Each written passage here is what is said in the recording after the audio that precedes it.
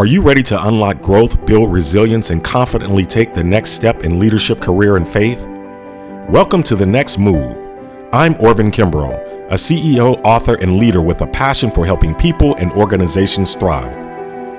My journey from foster care to CEO has fueled my mission to help professionals scale their confidence, leadership, and influence through mindset shifts, expanded networks, and bold action.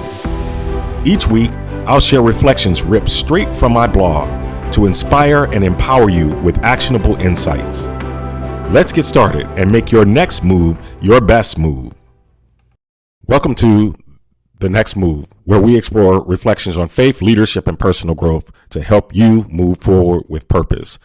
This week, I'm reflecting on one of the most critical skills we can develop, time management. Time is one of our most precious resources, and the way we use it has the power to shape our lives and our legacy. Today's reflection, are you spending time or investing it? Dives into the differences between simply getting through the day and making your time work for you. I'll share personal insights, practical strategies, and my approach to aligning my 24 hours with purpose, growth, and intentionality. Let's dive in. I've long believed that time management is one of the most critical skills we can develop.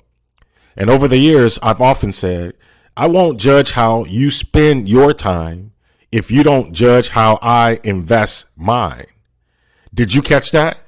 There's a profound difference between spending time and investing it. When we spend time, it often feels like there's little to show for it.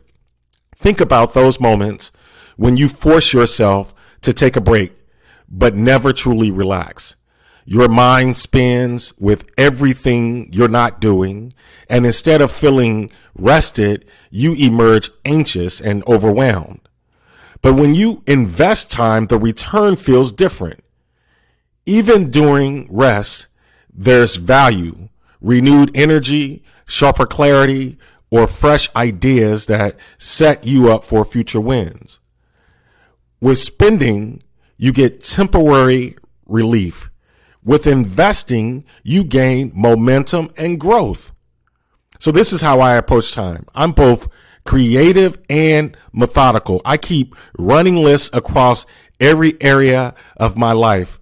My work at the bank, my personal ventures, my board service, my writing, and content creation.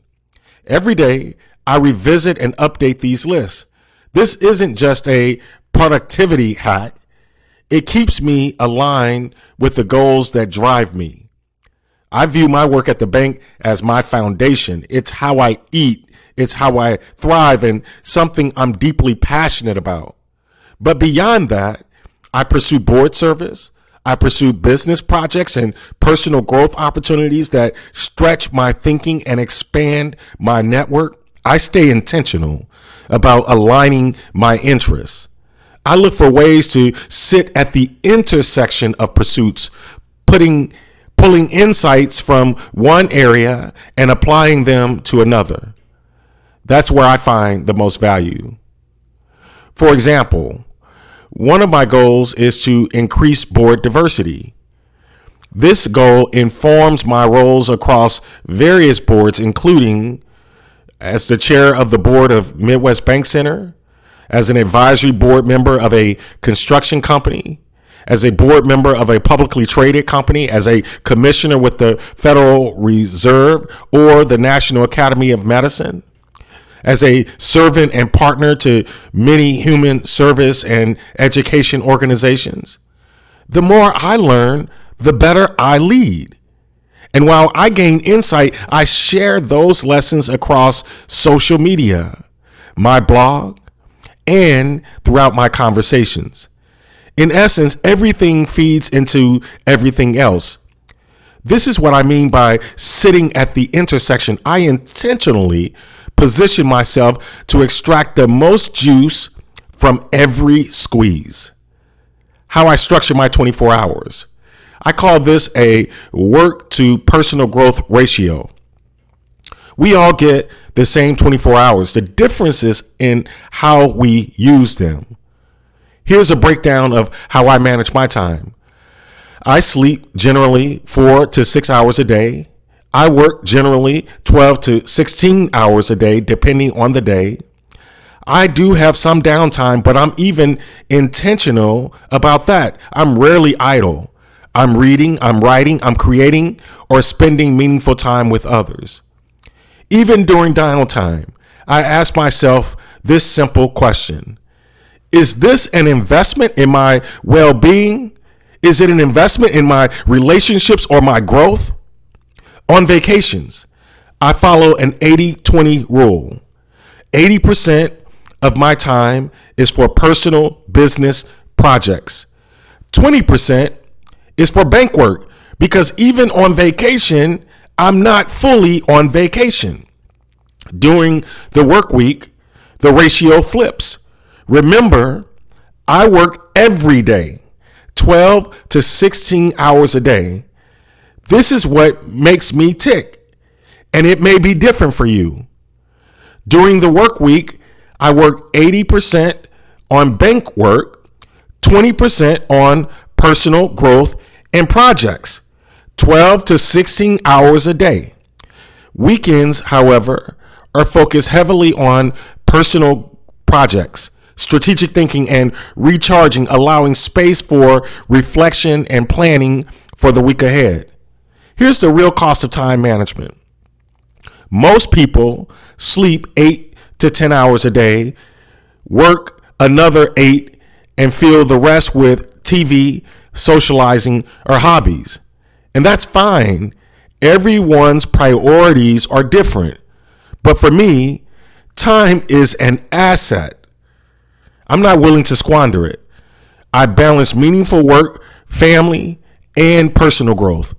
If I'm not working, I'm learning. If I'm not learning, I'm building. If I'm not building, I'm reflecting and preparing. It's all intentional. So here's my final thought. I call this life at the intersection, and I believe anyone can embrace it regardless of career or goals. Ask yourself, are you spending time or investing it? Where can you find intersections between your work and your passions? What areas of life could benefit from greater intentionality? The goal isn't to stay busy, it's to align, it's to optimize, and it's ultimately to thrive. So the next time you think about your 24 hours, ask, am I getting the most juice from the squeeze? Because in the end, how you invest your time determines the life you build. Thank you for tuning in to The Next Move. I hope today's reflection inspired you to take the next step in your leadership, career, or faith journey.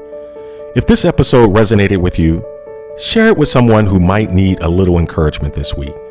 Don't forget to subscribe so you never miss an episode. And if you'd like more reflections or resources, visit orvinkimbrough.com or theaccidentalbanker.com. Until next time, remember, every step you take brings you closer to thriving. Let's keep moving forward together.